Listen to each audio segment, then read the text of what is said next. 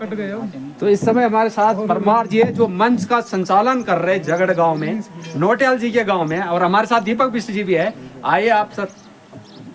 और इस समय परमार जी की बात करें हम तो पूरी क्षेत्र का जो है एक बंटा भर के लाए मांग का पूरा, पहले हॉस्पिटल, फिर पानी, फिर सड़क, फिर ये तो कोई आज एक तो कोई तो है हमारे क्षेत्र में सोचने वाला कि जनता के लिए कुछ चाहिए है। लेकिन परमार जी आओ, दीपक बिष्ट जी आए तो परमार जी से हम बात करते हैं। परमार जी आज आपके यहाँ अपने क्षेत्र के राज्य मंत्री जी बने हैं और उनका आपने स्वागत किया है, तो कितनी, पहले तो हम पूछेंगे कि आपको राज्य मंत्री जी अपने गांव के बने हैं, उनसे कितनी खुशियां आपको मिली है और आपने स्वागत के लिए यहाँ पे मंच रखा है, और उसके बाद आपके जो आपने बताया कि ये समस्या हैं, वो समस्या कितनी होगी वो तो बात की बात है। पर पहले आज ये बताइए आपके मंत्री जी अपने गांव में आपने मंच से बनाए हैं इनके लिए और इनका स्वागत किया। धन्यवाद आपका। आपने जन सरोकार के मुद्दों को लेकर के जो मुहिम छेड़ी है, मैं उसके लिए आपका हृदय से आभार व्यक्त करता हूं।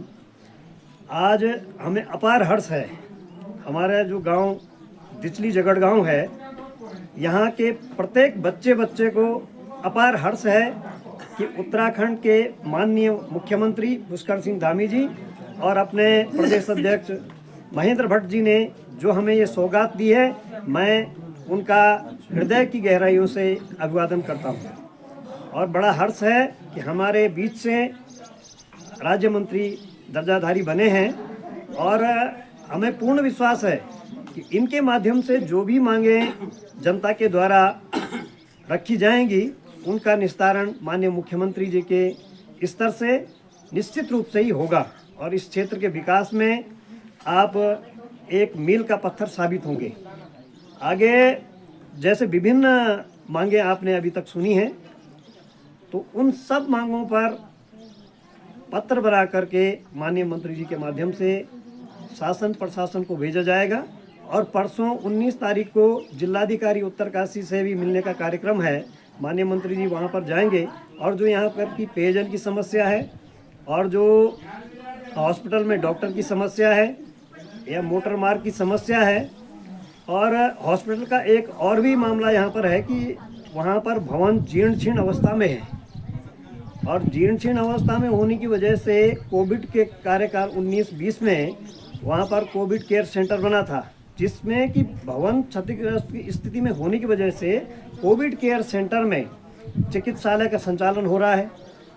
तो इससे भी विभाग उदासीनता इसमें बनाए हुए है। सर एक बार रोकूंगा मैं आपको, हॉस्पिटल की व्यवस्थाएं पूरे पहाड़ में ठीक नहीं है, डगमगाई हुई है, लेकिन सवाल ये है कि लोग कहते नहीं, बल्कि डॉक्टर भी कहते हैं, सीएमओ साहब भी कहते हैं, मंत्री साहब भी कहते हैं कि पहाड़ में कोई डॉक्टर आने को तैयार नहीं है।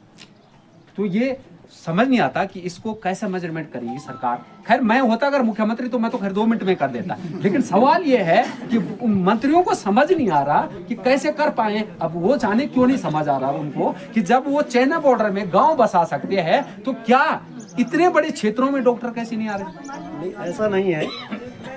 आप जो भी बच्चा डॉक्टरी का ट्रेनिंग लेता है उसका सरकार के साथ अनुबंध होता है कि आप 5 वर्ष अपने ग्रामीण क्षेत्रों में सेवा देंगे, और अगर आप सेवा नहीं देंगे तो आप पर जितना व्यय गवर्नमेंट ने किया है आपको वो पैसा जमा करना पड़ेगा। तो अगर जनता जागरूक होगी तो निश्चित रूप से हर किसी को जो है ग्रामीण क्षेत्रों में सेवा देनी पड़ेगी, और यदि जनता जागरूक नहीं होगी तो अधिकारी मनमर्जी करते रहेंगे। जिस तरह से आपने चिन्याली शॉर्ट में जो हाल ही में आंदोलन हुआ डॉक्टरों के लिए, तो वही समस्या यहाँ पर भी है।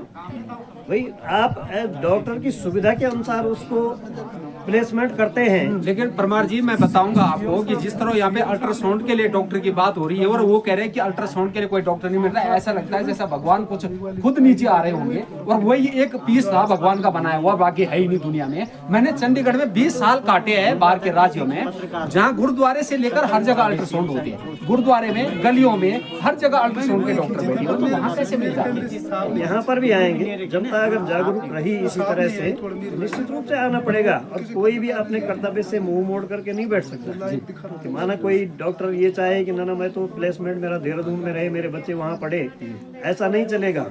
जनता उनको खींच करके लाने में सक्षम है क्योंकि वो जनता के पैसे से ही, जनता का जो टैक्स का पैसा जाता है उसी से उनकी तनख्वाह जाती है, कोई उनको अलग से कहीं से नहीं मिलता है। तो अगर वो जनता की सेवा में तत्पर नहीं रहेंगे तो निश्चित रूप से जनता जो है उनका इलाज करना भी जानती है।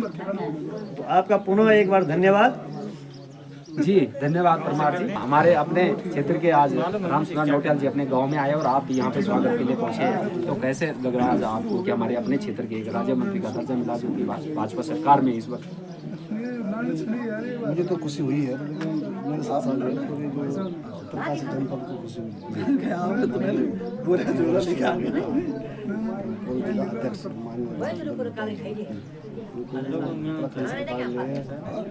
भागवती प्राधिकरण के उपाध्यक्ष खुशी है, विकास विभाग में कोशिश भी रही समाज को दिखेंगे। तो धन्यवाद आपका। तो आपने देखा भी दीपक विश्व जी हमारे साथ थे और इस समय हमारा स्वागत का जो प्रोग्राम था वो चल रहा था जगड़ गांव में, और उसी के लिए आज यहाँ पे जो भी जनता आई थी वो आपने देखी होगी और आप देख रहे हैं उत्तराखंड उत्तरकाशी तक। जय हिंद, जय देवभूमि, जय भारत। थोड़ा सा सबकी पहचान कराऊंगा हल्के से। हमारे साथ पहले आइए सर, आगे आइए। आप सर अपनी पहचान?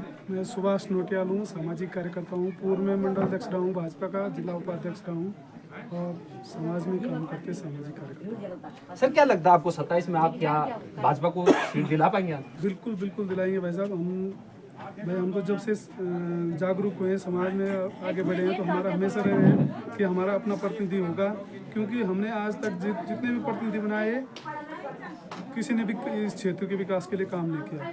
अब हमारा 27 में एक ही इरादा है कि भाई साहब को भारतीय जनता पार्टी टिकट दे। हमारे पास गंगा घाटी से लेकर यमुना घाटी में पर्याप्त कार्यकर्ता हैं, पर्याप्त वोट है और हम निश्चित है कि क्या बात है, क्या बात है। आपके मन में लड्डू फूट ही गया, यानी आप चाह रहे कि नौटियाल जी को टिकट मिले 27 में, यानी ये सबके मन के अंदर लड्डू घूम रहा था लेकिन फोड़ नहीं पा रहा था। साहब हम तो आपने फोड़ दिया, अच्छी बात है। हमारा ये सपना तो 2017 में था, लेकिन उस समय कुछ पार्टी के लोगों की गलती रही कि कांग्रेस से आदमी को लाए तब यहाँ विधायक बनाया। हम तो चाहते थे कि 17 में हमारा विधायक बने। हमने तो इतना धरातल पे काम किया था। मैं मंडल अध्यक्ष 2009 से 2012 तक रहा और 12 में जब चुनाव हुआ था जगवीर भंडारी जी को प्रचंड बहुमत यहाँ से मिला था, थोड़े थोड़े से रह गए। जी सर धन्यवाद सर, आपका ज्यादा समय ना लूंगा। हमारे साथ यहाँ पे मंडल अध्यक्ष अभी एक लक्ष्मण सिंह जी है, अभी बने हैं। सर क्या लगता है आपको मंडल अध्यक्ष किस लिए बनाया गया आपको? क्या आप 27 में कुछ अच्छा कर पाओगे? बिल्कुल निश्चित है, भारतीय जनता पार्टी ने मुझे विश्वास जताया है, तो मैं इसमें भरसक प्रयास करूंगा और इसमें खरा उतरने की। और पार्टी का काम ये नहीं है कि भाई किसी को बना दिया, या पार्टी एक बहुत बड़ी जिम्मेदारी का काम है जो हमें सौंपा है, और जिम्मेदारी हर कार्यकर्ता के दे रखी है कि छोटा सा एक बूथ लेवल से लेकर और एक केंद्रीय मंत्री तक है। और इस पार्टी का जो सबसे अच्छा है वो मैनेजमेंट, बेस्ट मैनेजमेंट है। जी धन्यवाद सर आपका।